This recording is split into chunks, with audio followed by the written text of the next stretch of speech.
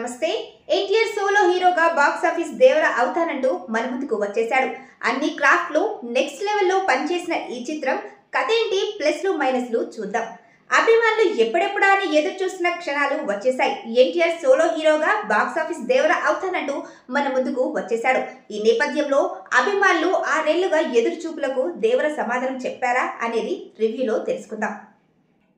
కొరటాల శివ దర్శకత్వం వహించిన దేవరాలో ఎన్టీఆర్ కి జోడీగా జాన్వీ కపూర్ నటించారు. సైఫ్ అలీఖాన్, శ్రీకాంత్ ముఖ్య పాత్రలు పోషించారు. కళ్యాణ్ రామ్, సుధాకర్ మికిలినేని సంయుక్తంగా నిర్మించారు. నేడు శుక్రవారం విడుదలైన ఈ మూవీ ఎలా ఉందో ఇప్పుడు చూద్దాం. 1996లో వరల్డ్ కప్ క్రికెట్ మ్యాచ్లు జరిగే స్టేడియాలపై బాంబు దాడి ప్లాన్ చేస్తాడు యతి అనే గ్యాంగ్స్టర్.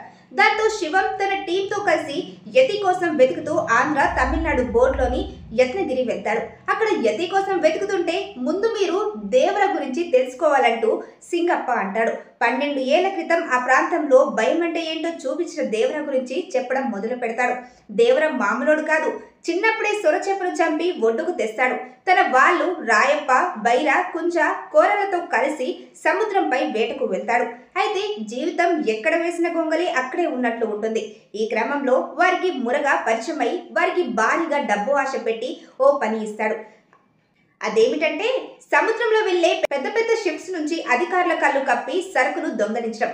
వీళ్లకు మురగ ఇచ్చే ఆఫర్ నచ్చి అదే పని మీద ఉంటాడు. అయితే దేవర ఓసారి ఒక దొంగతనం చేస్తున్న సమయంలో మనసు మార్చుకుంటాడు. ఇక దొంగతనం చేయకూడదని నిర్ణయించుకుంటాడు. తన వాళ్లకు చెప్తాడు.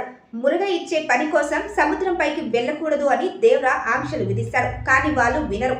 అప్పుడు వినని వారిని భయపెడతాడు. ఎంతలా అంటే ఆ భయం దెబ్బకు వాళ్ళు మళ్ళీ సముద్రంలోనికి వెళ్ళాలంటే భయపడేలా.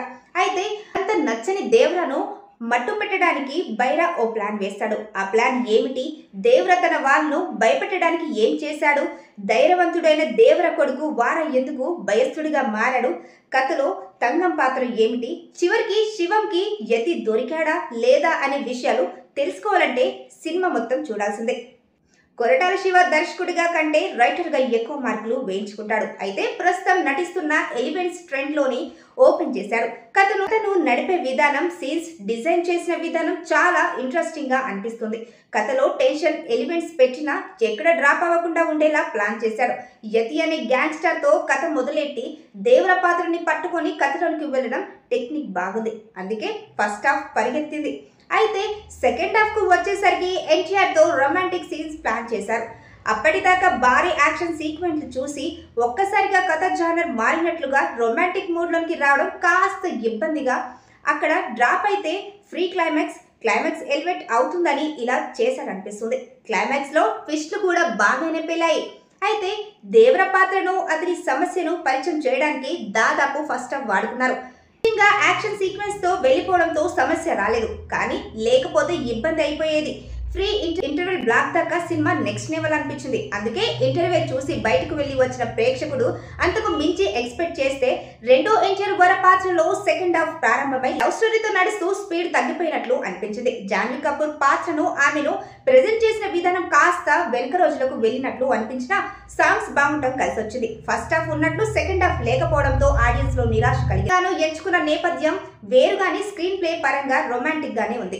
ముందుగా ఊహించినట్టుగానే సీన్లు ఉండడం పెద్ద మైనస్. దేవరాను చంపేసేందుకు బైర చేసే ప్లాన్ అన్ని రొటీన్ గానే ఉంది. దాన్ని నడిపించిన తీరులో కూడా కొత్తదనం లేదు. ఆర్యలో పాదఘట్టం, దేవరాలో ఎర్ర సముద్రం అంతే తేడా అనేలా ఉంది. కొరటాల కథ చిత్రం మార్పు చూపించలేకపోయాడు. హీరో జాన్వీకి ఎక్కువ ప్రయారిటీ ఇచ్చే క్రమంలో అసలు కథ పలుచనైపోయింది. పైగా ఊహించేలా స్క్రీన్ పే ఉండడం పెద్ద మైనస్. బాహుబలి గుర్తు చేసేలా క్లైమాక్స్ లో సెకండ్ పార్ట్ కు లీడ్ వదిలిన విధానం బాగుంది.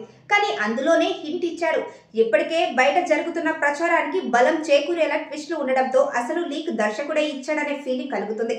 దీంతో క్లైమాక్స్ ట్విస్ట్ కూడా తేలిపోయిందనే చెప్పాలి. ఎన్టీఆర్, కొరటాల శివ స్థాయి స్టార్ కాంబినేషన్ లో వచ్చిన సినిమాకు టెక్నికల్ గా లోటేముంటుంది. అందులోనూ ఇండస్ట్రీలో టాప్ టెక్నీషియన్స్ ఈ సినిమాకు పనిచేశారు. అయితే ప్రత్యేకంగా మెచ్చుకోవాల్సింది action choreography, Anirudh background score, Ratnavelu camera work. సముద్రం ఎన్నిసార్లు చూసినా అదే అయిన దాన్ని ఎప్పటికప్పుడు డిఫరెంట్ గా ప్రెజెంట్ చేయడం బాగుంది. అలానే కొరటాల డిజైన్ చేసిన సీన్స్, అనిరుద్ ఎలివేట్ చేసిన కానీ కథనంలో బలం లేకపోవడం వల్ల ఏం చేసినా అది చప్పగానే మారిపోయింది. పాటల్లో ఇప్పటికే 2 సూపర్ హిట్స్. కొరటాల డైలాగ్స్ గురించి కొత్తగా చెప్పేదేముంది. మిగతా క్రాఫ్ట్ కూడా సినిమాకు బాగా కలిసొచ్చాయి. ప్రొడక్షన్ వాల్యూస్ బాగున్నాయి. టెక్నికల్ గా సినిమా బాగుంది, కానీ దానికి కథ, స్క్రీన్ ప్లే కూడా బలంగా ఉంటే సినిమా బాగుండేది. కానీ కొరటాల తన మార్క్ మిస్ అయ్యాడు. ఈ సినిమా ఎన్టీఆర్ కెరీర్ లో ప్రత్యేకంగా గుర్తుండిపోయేలా ఆయన తన పాత్రను ఓపెన్ చూసుకొని వెళ్ళిపోయాడు. తండ్రి కొడుకుగా లుక్స్ లో పెద్ద తేడా లేకపోయినా నటనలో వైవిధ్యం చూపించాడు. దేవరాగా చాలా కాలం ఎన్టీఆర్ గుర్తుంటారు. సైఫ్ ఎన్టీఆర్ కు పోటీగా చేశారు. జాన్వీ గ్లామర్ కే పరిమితమైంది. మిగతా చోట్ల పాత సీన్స్ తో రొటీన్ గా వెళ్తున్నట్లు అనిపిస్తుంది. సెకండ్ హాఫ్ అయితే మరీను. అయితే ఓవరాల్ గా చూస్తే పర్వాలేదు, కానీ ఎన్టీఆర్ రేంజ్ మూవీ అనిపించలేదు. ఇక తెలుగు రాష్ట్రాలతో పాటు పాన్ ఇండియా మార్కెట్ ను టార్గెట్ చేసిన ఈ సినిమా అక్కడ ఏ మేరకు నిలదొక్కుంటుంది, ఎంత పే చేసి ముందుకు వెళ్తుందనేదే అసలైన క్వశ్చన్స్.